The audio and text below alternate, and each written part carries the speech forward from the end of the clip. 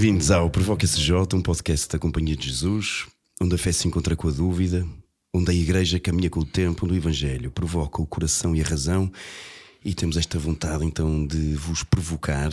Estamos aqui reunidos os três: Samuel Beirão, Nelson Faria e eu, Duarte Rosado, ainda neste caminho quaresmal.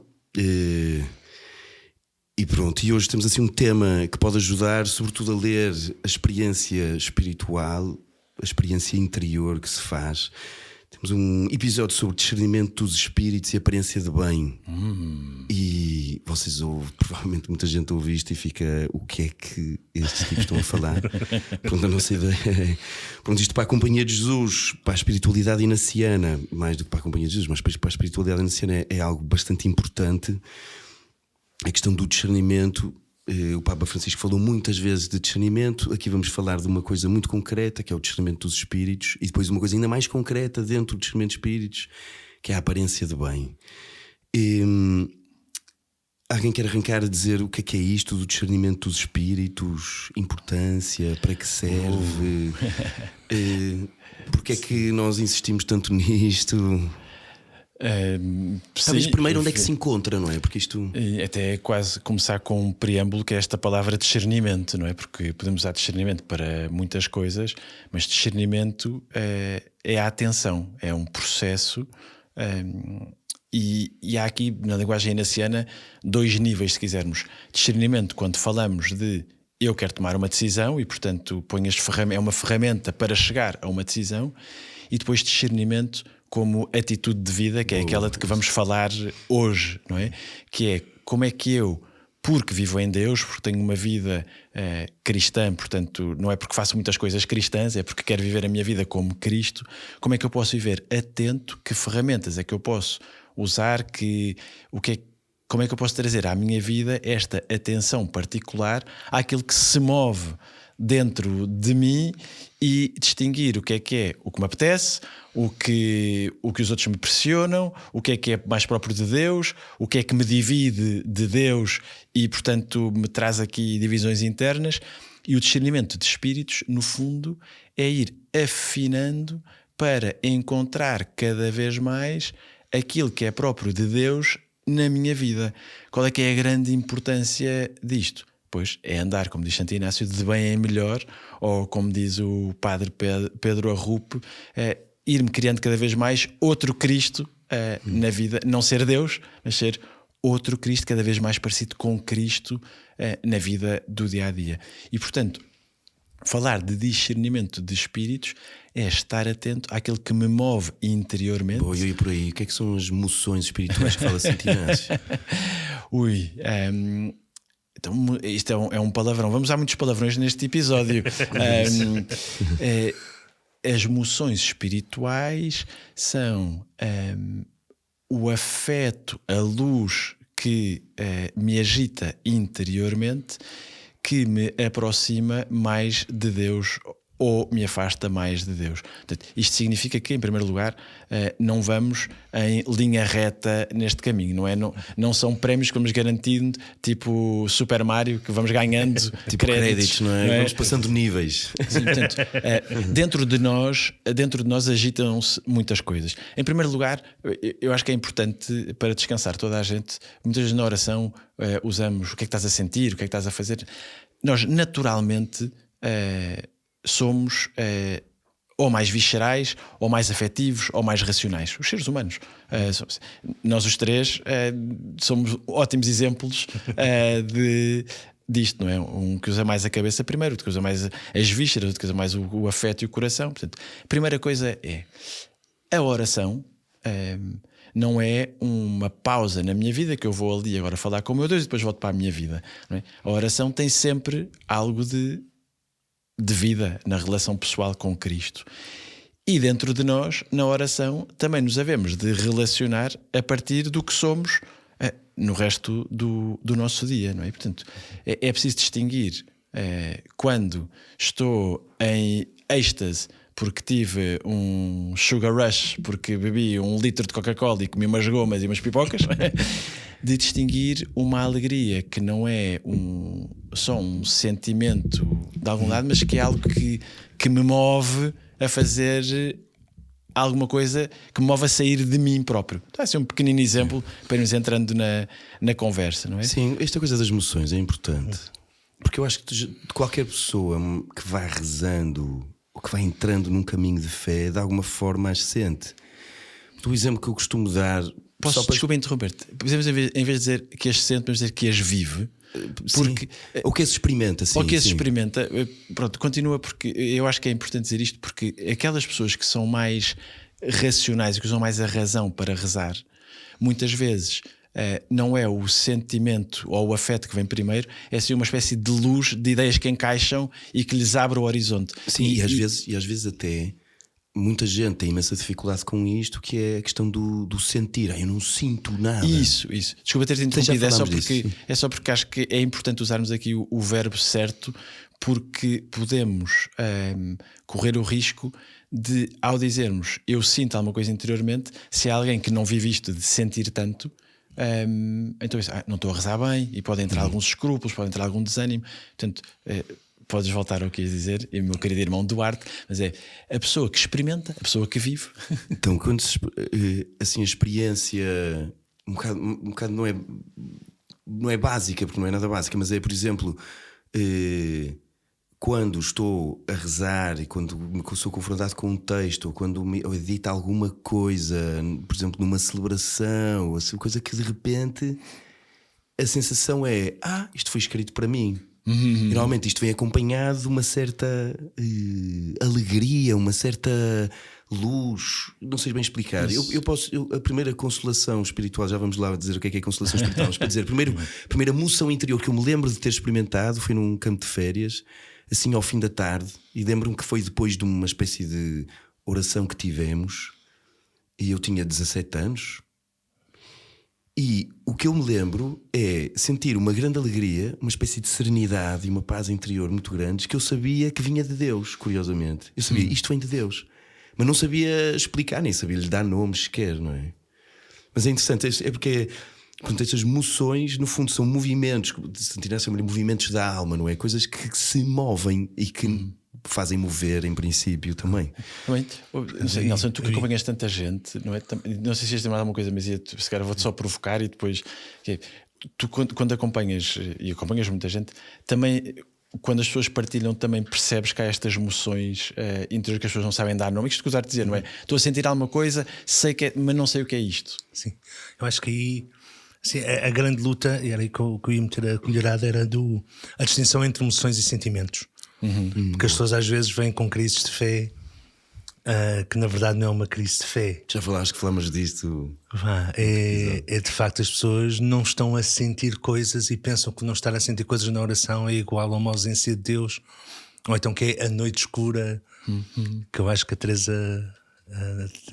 a Madre Teresa de Calcutá conseguiu divulgar isto assim juntamente com João da Cruz para toda a gente, mas depois acho que as pessoas pensam, não compreendem bem o que é aquela noite escura, que é um bocadinho mais agreste do que não ter emoções de alma na oração. Sentimentos são coisas que surgem, brotam e me causam algo. Isto é um sentimento. Uma emoção coloca-me em movimento. Ou seja, é completamente diferente eu estar a ver o telejornal e ficar incomodado com algumas imagens e querer mudar de canal ou querer passar para a próxima imagem porque aquela incomoda-me ou perturba-me, ou sentir-me comovido. Que é como é que aquela imagem, aquela notícia, aquela história me move a que eu faça algo. Então esta diferença entre incomodados e comovidos para mim vai-me ajudando a compreender ou ajudar a fazer a distinção entre um sentimento, algo que brota, que eu realmente sinto, mas que não cria mais movimento do que este, e uma emoção que de facto despoleta uma ação. Isso. Ou que move, ou que me leva a perguntar-me por uma ação. Acho que é um trabalho de finura de quem acompanha espiritualmente alguém a tentar ver o que é que isto é. É um sentimento, é uma emoção. E depois, se é uma emoção, Vem do bom espírito ou vem do mau espírito? Bom espírito, mau espírito. Oh, Nelson. O que é isso? Eu convidava todos aqueles que nos ouvem habitualmente a fazer uma pausa, pegar num caderno e numa caneta e escrever, fazer um dicionário, um lexical. Então, bom espírito e mau espírito. Então, Santo Inácio vai dizendo que surgem em nós 3 tipos de pensamentos. Um que brota do bom espírito, outro que é semeado em nós pelo mau espírito e outro que vem da nossa própria natureza, que vem do meu próprio espírito, se aqui quiserem, se assim o entenderem. O que é o bom espírito para Inácio? Isto para nós, desde miúdos, estamos habituados mais ou menos ao anjinho, ao diabinho, que estão aqui à volta das nossas orelhas a dar-nos ideias.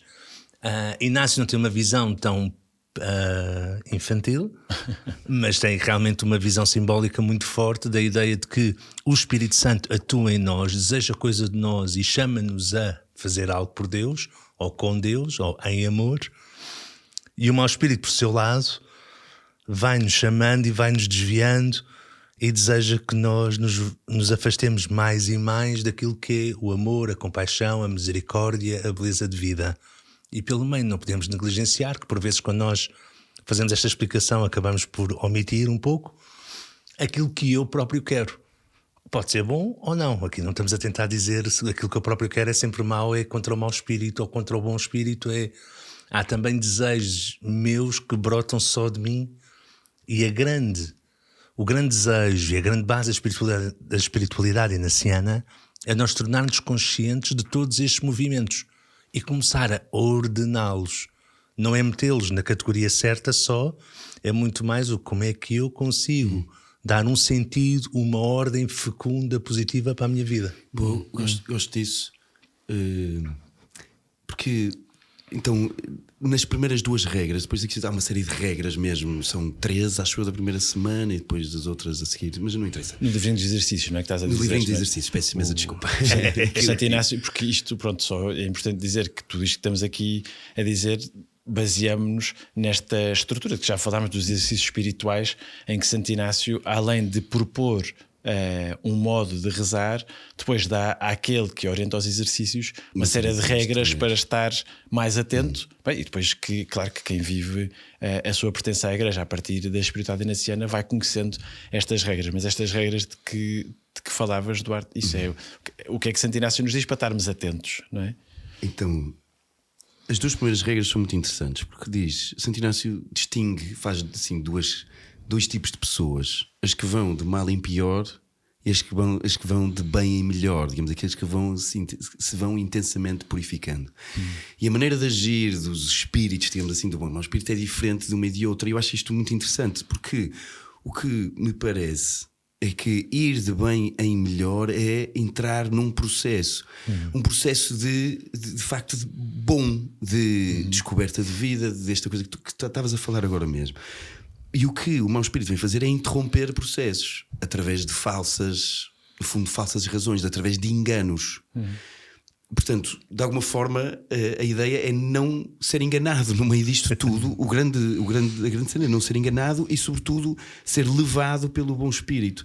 Mas então é muito engraçado que ele diz assim: para as pessoas que vão de mal em pior, no fundo, a tentação, o mau espírito que vai dizer: meu irmão, vai em frente. Tipo, já estás assim, já que estás assim, já que és um bocado, aproveita, já que estás descarrila até ao fim. E o que é que faz o bom espírito? Diz, remorde a consciência, como disse Santo Inácio, a dizer: então, meu, se calhar.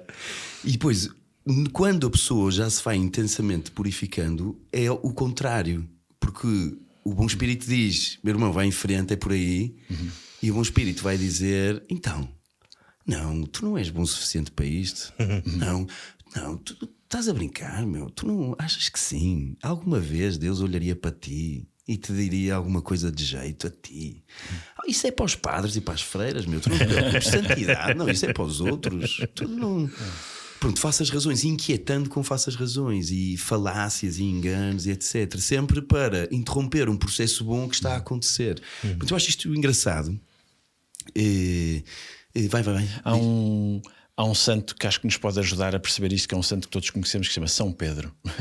Nós podemos olhar para a vida de São Pedro, talvez até a partir mais do que o evangelista João nos conta da vida dele.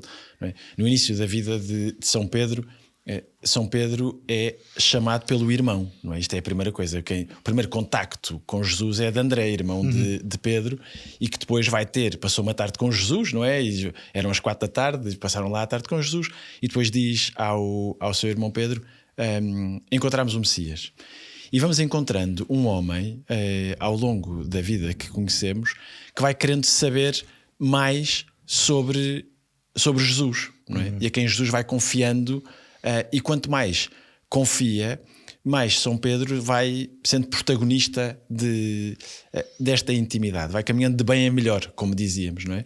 E a verdade é que, à medida que a dificuldade vai entrando na vida de Pedro, e encontramos isto depois na paixão do Senhor, Pedro deixa-se dominar por esta voz de: olha, é melhor dizeres que não conheces, porque assim salvas-te a alma, não é? Isto às vezes acontece-nos na vida, que é a partir do momento em que eu começo a perder o foco, que negligencio a minha oração, diríamos hoje, não é? São Pedro rezaria à maneira judaica, não importa agora isso. Mas Pedro trai o Senhor porque se deixa dominar pela voz que lhe diz: proteste, guarda-te nas tuas seguranças, tu não te queiras envolver. O Senhor olha para Pedro, o Pedro arrepende-se, já sabemos. E depois onde é que está o bem a melhor? Na ressurreição, quando o Senhor lhe pergunta: tu amas-me? É? E a profissão de fé, este caminho de eu conheço a voz do bom Espírito em mim, eu dou-me conta que há uma contrição do meu pecado, que eu desejo oferecer-me, que encontro alegria nestas coisas que vêm de Deus, nas coisas do alto, né? Então aí pode haver uma missão e pode haver um envio e algo que me abre aos outros, né? Portanto, o mau espírito, mesmo que eu ande muito feliz a fazer muitas coisas e aos pinotes e por todo lado, mas de facto o mau espírito fecha-me, isola-me, ou então faz-me fugir, não é? E portanto é preciso também ter atenção a estas seduções, aquilo que dizias, Nelson, dos sentimentos e das emoções, não é? O mau espírito pode provocar em nós coisas apetitosas e muito maravilhosas. Dizias também isso, Duarte. Nós podemos... Uma boa desculpa para ilustrar o que dizias, Duarte. Quando me convenço, quando peco e me convenço, não é assim tão mal, toda a gente faz. Não é? E deixo que esta voz cresça em mim. Ou então ainda mais subtil: o Senhor perdoa tudo. E então deixamos que... Não, e outra ótima que é: pá, eu depois vou ali e confesso-me e está feito. Isto ainda é pior, porque é tipo, garantia, é tipo um alíviozinho moral a dizer: eu posso fazer agora a geneirada toda que quero, depois eu vou ali e confesso-me. Está feito. Sim. Embora Santo Inácio não goste gosta de nos formar a consciência, mas há regras para isto, para saber o que é a consolação, não é? E para saber o que é a desolação. Não é? E há regras. Eduardo, queres nos contar um pouco que regras como é que nós podemos garantir que aquilo que sentimos ou aquilo que experimentamos por dentro, agora caí eu no sentido, aquilo que experimentamos por dentro não é um sentimento, mas é de facto algo espiritual. Pois então, o Santo Inácio tem duas, a terceira e a quarta regras são muito importantes porque definem aquilo que é a consolação e a desolação. Mas agora eu queria dizer, antes disso, e preciso daqui de uma coisa, que é: a desolação não é necessariamente uma coisa de mau espírito. E já lá vamos, ou seja, isto não é tipo Deus dá a consolação e sempre, e se eu sinto desolação, que já lá vamos o que é, então é mau espírito. Claro. Não é bem isso, porque depois já vamos ver a seguir. Portanto, a desolação não é necessariamente uma coisa má. Não é. Aliás, necessariamente nem é, acho eu. Então, consolação.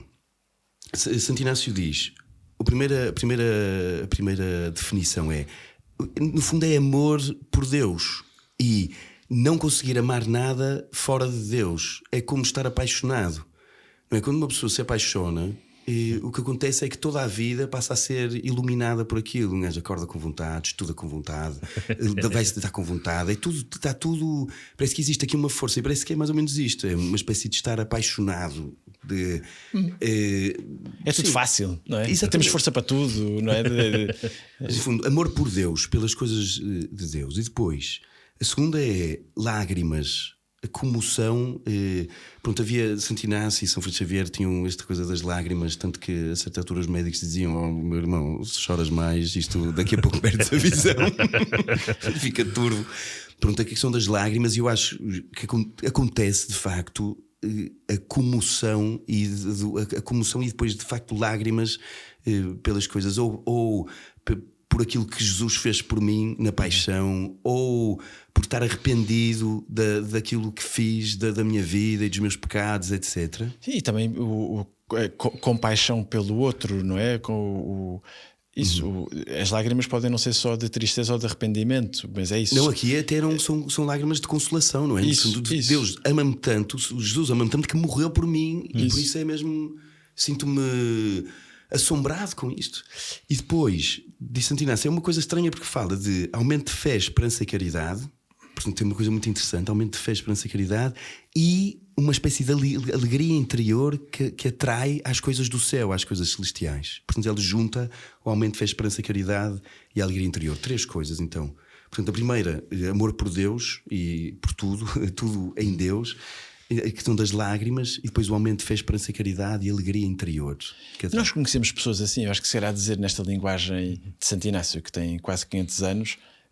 Então, Duarte, explicar isso melhor. Mas nós conhecemos pessoas que estamos ao lado delas e percebemos que há ali qualquer coisa, não é? Ou, eu não sei se já tiveram a experiência de ir a um convento, a um mosteiro de clausura, e aquelas irmãs são alegres, falam de Deus, há uma beleza. Há pessoas que nós percebemos que nos atraem, e quando nos perguntamos porque é que aquela atração é Deus, não é? E, portanto, há assim uma espécie de coerência de vida, ou um olhar positivo para a vida, não é? E depois existe o contrário disto, que é a desolação espiritual. E aqui, no fundo, é o contrário da terceira regra. Portanto, obscuridade da alma, perturbação, inclinação a coisas baixas e terrenas. Portanto, tentações para coisas baixas e terrenas, inquietação, várias tentações que, atenção, levam à falta de fé, esperança e caridade. E a alma encontra-se toda tíbia, preguiçosa, triste, como que separada do seu Criador e Senhor. Portanto, a sensação é de uma espécie de ausência, uma espécie de andar perdido. De andar, sim, sem luz, sem obscuridade, escuridão. Pronto. É interessante. Pronto, eu acho que isto, muitas vezes, quando isto acontece, há pessoas que chamam isto, como nós já falámos, e também disseste, crise de fé. Mas na verdade isto não é uma crise de fé. Aqui é que eu preciso de fé, não é? Quando me encontro desolado. Pronto, então, e são as variações normais da vida espiritual. Sei lá, eu lembro-me, quando sempre besta nos exercícios de mês, portanto, no viciado há muitos anos, eu era bastante verdinho, não é? Eu lembro-me de uma manhã estar tudo consolado e dizer Deus é bom. Pá, e depois do almoço ir rezar e ser uma coisa, uma tristeza, um cinzento engraçado. Pronto. É evidente que isto no início, sobretudo, há grandes variações, ou sentem-se grandes variações, e a coisa parece-me vai acalmando, porque vamos sabendo lidar com isto. Mas agora, o que é importante é como é que se lida com isto, porque eu acho que o primeiro conjunto de regras, digamos assim, é um bocado para saber lidar, com a desolação espiritual, que é um bocado inevitável para quem se mete nisto a sério, não é? É porque nos afeta seriamente o facto de estarmos a tentar entregar-nos a Deus e de repente parece que tudo nos é tirado. O Inácio passou por isso em Manresa, ou seja, nos inícios da sua conversão, quando para ali uns 11 meses numa cidade, uma pequena cidade perto de Barcelona, E ele começa a ficar muito surpreendido porque pela primeira vez na vida, de repente está a tentar, pelo menos desde a bala de canhão, pela primeira vez na vida está a rezar e de repente não está feliz. E vai à missa e não tem devoção. E passa horas e horas e horas a rezar e diz: não acontece nada. E eu não estou a compreender. Há aqui umas variações na alma que eu não compreendo. E ao mesmo tempo, no outro dia, a expressão que ele usa é como se me tirassem uma capa. Está tudo igual ao que sempre foi. Ele começa a ficar aqui bastante confuso e ele tem uma frase extraordinária que eu não sei se lhe brotou dos lábios ao fim de 3 horas ou 3 semanas, que é a sagacidade e a astúcia espiritual de perguntar: que nova vida é esta que agora começamos? Que é extraordinária, que é no meio do facto de eu estar perdido, perguntar-me: que nova vida é esta que agora começamos? Tipo, Deus e eu, que nova vida estamos agora a começar, em que eu não estou a compreender muito bem o que é que está a acontecer. E por isso é que os conselhos de Inácio, quando estamos em desolação, a primeira coisa que ele diz é não fazer mudança. Não mudes, não faças nada diferente, porque pode ser que seja só uma fasezinha. Tu mantém-te aí, persevera, não abandones, Não, isso, sobretudo até confia. porque na desolação nós somos presas muito mais fáceis do mau espírito, a dizer: Naturalmente. não, olha, não, que é? Tu acreditas em Deus? Acreditas mesmo? Começamos a duvidar, ele, não é? ele que te abandona assim, que te deixa assim, tu vais acreditar nisso? Não, deixa-te de coisas, não. Ou duvidar de Deus ou duvidar de nós próprios. O que é que eu estou a fazer mal? Nunca foi assim, agora não sinto. Não lutar imenso, eu lutei imenso contra. Estava sempre a pensar, pá, o que é que eu estou a fazer de mal? O que é que eu não estou a dar? Eu não me estou aqui a abrir, de certeza. Porque continuava uma espécie de aridez, não sei o quê. Estava sempre a perguntar: o que é que eu estou a fazer de mal? O que é que estou a fazer de mal? Mas eu acho que foram anos nisto. Engraçado, foram anos a não perceber bem. Pronto, porque acho que depois, mesmo que me dissessem não te preocupes, não sei o quê, parece que tem que ser cada um a passar por lá e a dizer: não há problema, Eduardo, está tudo bem. A minha luta maior durante anos não foi tanto essa, foi a do sentir, não é? Eu, apesar de ser, enfim, como vocês sabem, bastante afetivo e até ruidoso e ocupo muito espaço, de facto, a minha experiência com Deus não é muito sensível, no sentido de não tenho borboletas na barriga, não tenho pele de galinha, mas menosprezei um pouco às vezes as consolações, a consolação, porque a luz que me vinha, a iluminação que eu tinha, esta consciência da presença de Deus. Há bocado falavas do saber, Eduardo, saber que Deus existe ou saber que Deus me acompanha. Como eu não ligava a oração ou a relação com Deus ao intelecto, era mais, eu não sinto esta paixão, eu não sinto, vamos embora. Era muito mais da cabeça e é assim. Então tive muito tempo a não chamar consolação ao que era e achar que estava desolado porque não sentia. Então, como não sentia, há bocado falavas de Tavardinho, os exercícios. Os meus primeiros exercícios que fiz de sempre da vida, antes de ser jesuíta, 3 dias, no primeiro dia completo, à tarde, eu passei a tarde a chorar, mas chorar convulsivamente, de eu dizer-me para de chorar e o corpo não parava de chorar. Não fui à missa nesse dia dos exercícios e depois falei com o padre que estava a orientar os exercícios e aquelas lágrimas, porque basicamente eram... Eu estava a chorar porque tinha percebido a minha vida até agora, vida consciente, não é? Sim. Foi só a geneirada atrás da geneirada e chorava. E isso abriu-me brutalmente, depois a fazer coisas. Portanto, também da minha experiência, estas 2 coisas parecem paradoxais, que é uma grande experiência de choro, mas que era consolação, era proximidade com Deus, e a quantidade de tempo que eu perdi a achar que estava desolado só porque não estava a sentir, quando na verdade as coisas me faziam sentido na cabeça e me faziam mover e me faziam andar para a frente. Sim, aqui pronto, em relação ao que fazer nisto, o que é que se faz? Pronto, tu falaste de não fazer mudança. Santo Inácio depois diz reagir intensamente, que é tramado, a última coisa que apetece fazer é rezar. ou examinar-nos, ou o que quer que seja. Mas na verdade é reagir intensamente. Se costumas rezar, continua a rezar. Perseverança, ser fiel a isso. E depois, Se eu gosto vais muito. tens voluntariado, vai ao voluntariado, não Isso. fiques em casa. Se costumas ir à missa ao domingo, vai à missa ao domingo. Sim. Não, e se costumas ter um tempo de oração diária ou semanal, mantém-no também. Sim, mesmo é isso, que... ser fiel, ser fiel. Até é ser fiel.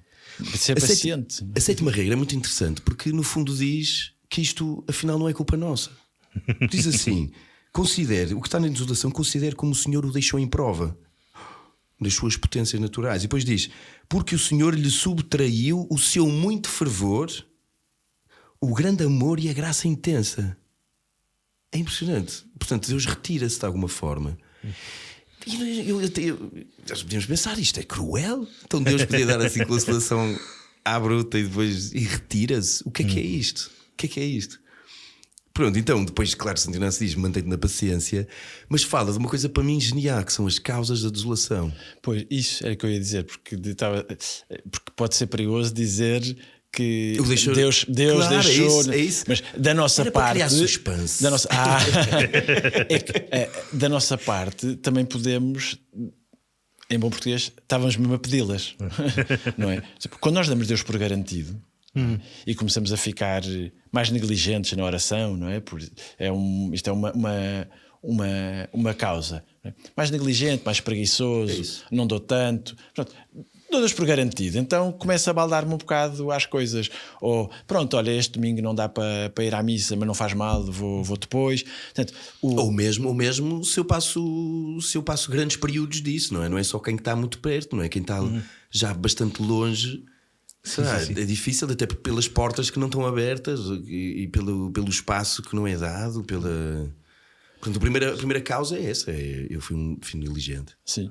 Depois há uma segunda causa que pode ter a ver com isto que tu falavas, Duarte, que é nós percebermos o nível de gratuidade da nossa vida, não é? Se eu me entrego, se eu me dou aos outros, se eu sirvo sem esperar nada em troca, portanto, generosamente, ou se estou ali à espera das medalhas, ou se estou à espera... No fundo, se estou a trabalhar para fazer uma ampliação na minha morada do céu, não é? No fundo, existo e faço gratuitamente. No fundo, se a minha ação, se a minha entrega é uma resposta ao amor de Deus, ou se a minha ação e a minha entrega é para que os outros notem que eu estou a fazer e o que é que estou a fazer. Portanto, testar a minha gratuidade. Não, e às vezes só mesmo para receber de Deus a consolaçãozinha e o quentinho e a paz e a serenidade e a alegria e não sei o que, essas coisas todas. E não é aquela frase típica que eu ouvia quando era jovem, não é que tenha deixado de o ser, mas é: tu o que é que procuras? O que é que andas à procura? Das consolações de Deus ou do Deus das consolações? Que às vezes pode não dar. Mas eu lembro disto de ficar assim: pois, eu acho que procuro as consolações. Sabe? E bem, dá uma terceira causa para podermos estar assim em desolação, que tem a ver... Eu não quero ser mauzinho, mas vou ser. Sim, um bocado com a nossa falta de humildade, que é, no fundo, se eu, em vez de receber uma consolação, não é? E em vez de querer usar isso para caminhar de bem a melhor, para servir mais, para me abrir mais aos outros, guardo para mim como se fosse: ai não, agora quero ficar aqui neste quentinho, não é? E depois até usamos preparei uma ótima oração, todos rezaram, não é? Uma pergunta que eu não gosto nada, que é: preparas alguma coisa? Então, correu bem? O que é que significa que correu bem? É se as pessoas rezaram a oração que eu propus? É se estão todas a chorar? O que é que é o correu? Então, uma certa humildade de não esperar que a resposta de Deus ao meu empenho seja sempre sensível, dê sempre alguma coisa, não é? Pronto. Sim, que também tem um bocado a ver com a soberba, o orgulho que pode vir a dizer: e eu estou mesmo consolado, Deus trata mesmo bem, eu devo ser um gajo especial, eu devo ser um filho predileto, de certeza. Não é engraçado? O Luís Maria da Previdência, um companheiro nosso, dizia assim: não há nem técnica, nem método, nem fármaco que possa dar consolação espiritual. É puro dom e graça de Deus. E Santo Inácio diz isto: não depende de nós fazer vir ou conservar consolação alguma, tudo é dom e graça. Portanto, não sou eu que sou um campeão e estou aqui consolado. Não é o que tu fazes, não é? É dom e graça de Deus, puro dom e graça de Deus. E para não levantar a crista, no fundo, a desolação ajuda, porque olha para ti na desolação e a ver se te achas um campeão, meu irmão. Quantas vezes? E pego nisso para uma coisa que o Nelson disse ao princípio, que me parece que é mesmo importante. Se isto é uma atitude de vida, então temos que viver, também trabalhar a atenção a distinguir estas coisas. Não é? Falavas dos sentimentos e das emoções. Não é que então ouvimos o podcast, já sabemos tudo, agora vou pôr isto nos post-its e num Excel, já sei, se forem lágrimas é de Deus, se for vazio não é. Não, como é que se trabalha esta atenção? Com um acompanhante espiritual ou um diretor espiritual.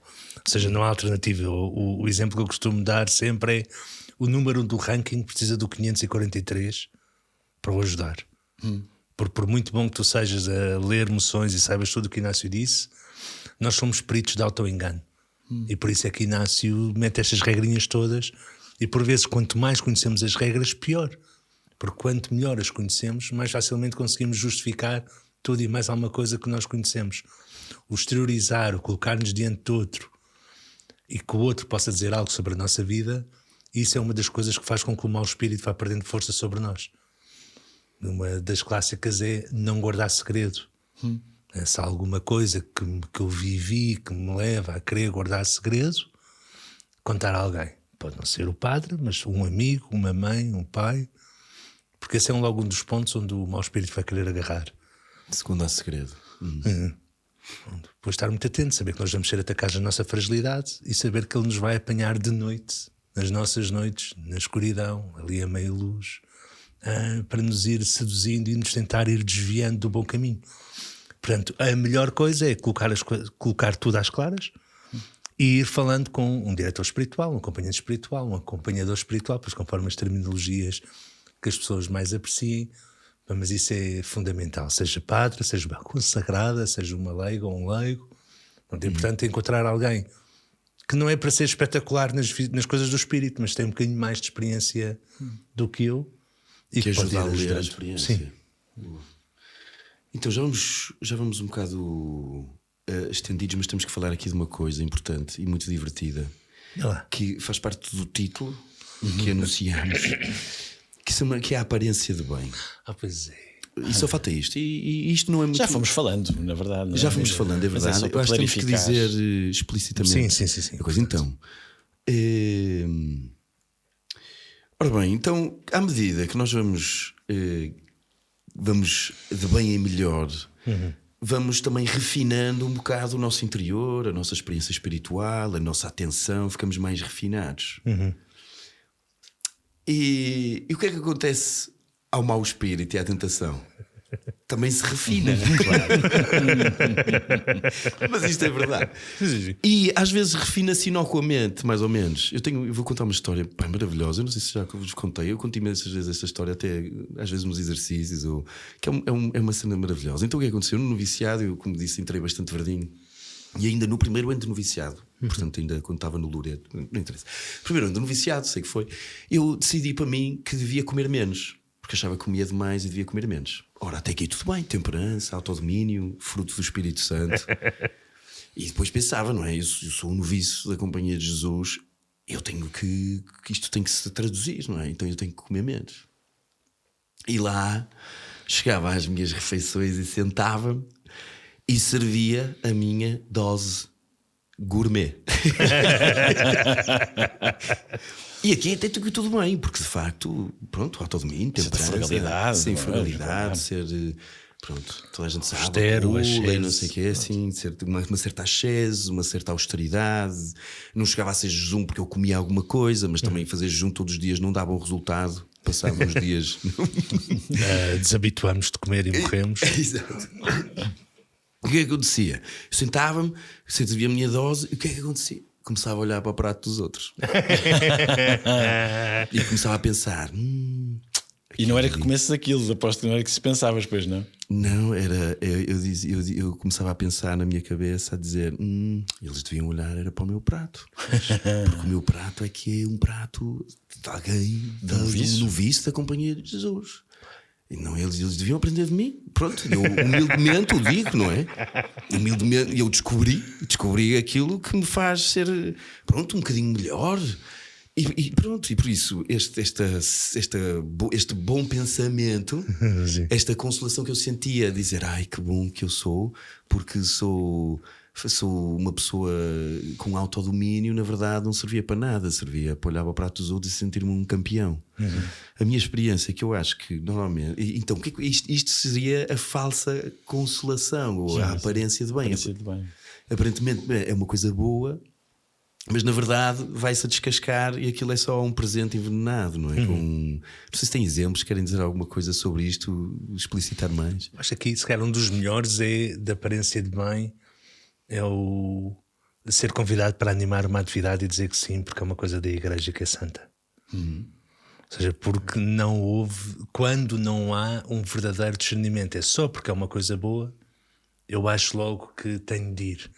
Mas pode ser uma aparência de bem, não no sentido em que é o mau espírito que me está a fazer o convite, que não é, mas eu sinto-me inclinado a ir porque, o que é que está em causa? É eu mostrar que sou capaz, estar em todas, ou outro, porque às vezes podem ser, se estou a dizer uma primeira razão, querer continuar a fazer parte de grupos, e assim como eu estou em todas, acabo sempre a estar envolvido. Olharem para mim e dizerem: e este gajo é incrível. Está em todas, mas como é que é possível? Como é que ele arranja tempo para isto tudo? E é bom aluno e faz isto e faz aquilo outro. E por vezes falta-nos um bocadinho o distanciamento para nos perguntar o que é que Deus me está a pedir. Mas aqui, eu acho que há aqui uma coisa importante, é que isto também pode ser sério. Pode ser sério. Isto, por exemplo, vou dar um exemplo um bocado mais sério. Isto não é que isto não seja sério. O meu exemplo é só dá para rir, porque acho que até fez bem passar por aquilo. E sobretudo porque tem imensa piada. Mas, por exemplo, o exemplo que eu tenho na minha cabeça é, por exemplo, um pai de família católico que no trabalho está lá e há, pronto, uma rapariguinha do colega de trabalho que está muito frágil e que olha para ele como exemplo, não é? Porque ele é bom e não sei o quê, e começa a se aproximar e ele, pronto, e ele acolhe, claro, coitado, está tão frágil e não sei o quê, e a certa altura,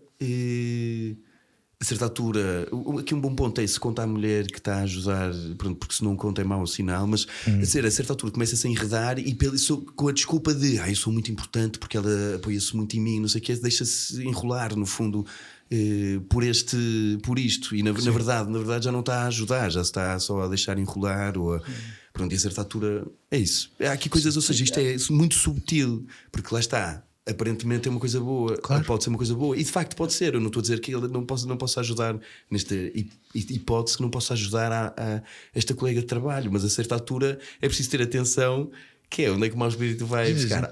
Queres ajudar? Espera aí, que eu já. Sim, e deixa aqui um pormenor só do já contaste à tua mulher. É isso. Não, este aqui é fundamental, estás a ver? Já contaste à tua mulher. Aí foste almoçar com ela, por acaso foste almoçar com ela e pronto. E a tua mulher pergunta: onde é que foste almoçar hoje? Não, falei com colegas. Fui com os colegas. Se queres, não pode dizer a verdade, mas não pode dizer do trabalho. É só preciso ter atenção, não é? Que de facto a aparência de bem não quer dizer que não tenha. Que não se faça uma coisa boa, não é? Isto é importante dizer. Por isso é que nos engana, não é? A atenção tem que vir isto da intencionalidade, o que dizíamos, só para deixar isto claro, não é? A aparência de bem não é que surja em mim fazer alguma coisa e aquilo que fiz que parece bom afinal é mau. Não, pode ter um fim bom. Pode ter um fim bom, não é? Se o exemplo que dizias de aceitar uma atividade, não é? Eu vou e até faço bem e até estou lá, mas a intencionalidade com que faço o que eu espero retirar dali é que me pode enganar, porque o coração não se move a uma coisa de Deus. Às vezes é o fim, sei lá, nesta coisa desta da temperança, do jejum, era o fim que era mau. No fundo, o fim era olhem para mim que eu sou um grande campeão. Quando o início até era bom, era pá, que o jejum ou a temperança ou uma certa ascese. É preciso uma atenção espiritual ao início, ao meio e ao fim das operações. Isso. Não é só o como sei que é uma coisa boa. Vou à missa todos os domingos. Pá, porreiro. De repente eu ir à missa todos os domingos e nunca falhar, mesmo quando a minha avó está no hospital, é quase uma arma de arremesso. Tipo, eu sou o mais abnegado e mais obediente de todos os católicos do mundo. Que nem vou ver a minha avó. Houve já, entretanto, pelo meio já te perdeste. Quer dizer, não... Claro. E ir à missa não deixa de ser uma coisa boa, continua a ser uma coisa Não sei boa. se Mas já te concordam com perdeste. isto. Não sei se concordam com isto. E para terminar, para mim, eu acho que isto da aparência de bem toca sempre uma coisa, vai sempre, quase sempre dar à humildade, curiosamente. Porquê? Porque o orgulho toca às coisas que nós fazemos boas, bem. Sim, não é? sim, sim. O bicho eu. Sim, o bicho eu, como dizia o irmão Lima. Nossa. É engraçado, vai tocar sempre à humildade e é tão subtil isto, não é?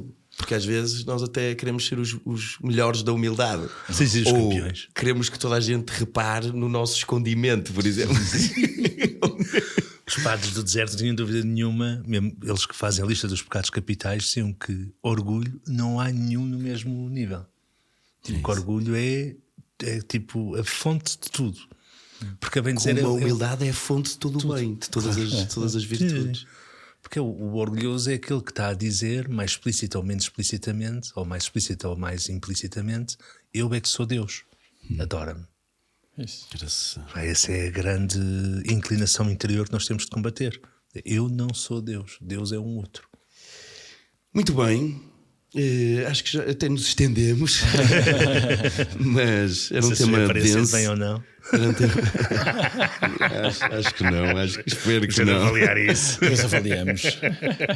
Olhem, se este episódio vos provoca, se vos ajuda, partilhem-no, deixem comentários, ajudem-nos também nesta nossa missão que temos muito gosto em fazer e precisamos de muita ajuda. Portanto, se quiserem nos ajudar também com os vossos comentários, as vossas partilhas, ótimo.